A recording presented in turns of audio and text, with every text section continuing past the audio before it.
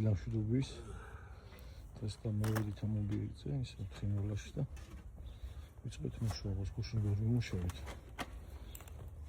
საშინელი ქარი იყო და დღეს ვაგრძელებთ და დღეს მოვშევით.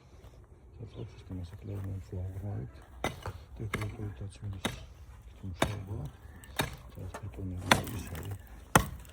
ეს რაღაც პატარა ბეტონებია და მუშაობა დაღმავდეს მინიმუმ 1 სანტიმეტრი. ზამთარში მილი არ გასხდეს და ასთან შემდეგ დავებით.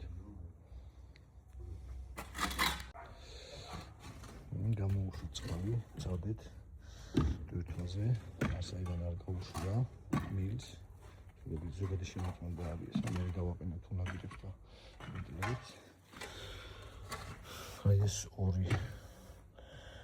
ორი ელექტროკრანი კიდევ აქ წამოვა და ეს მასშტაბია მეორე ინტერესები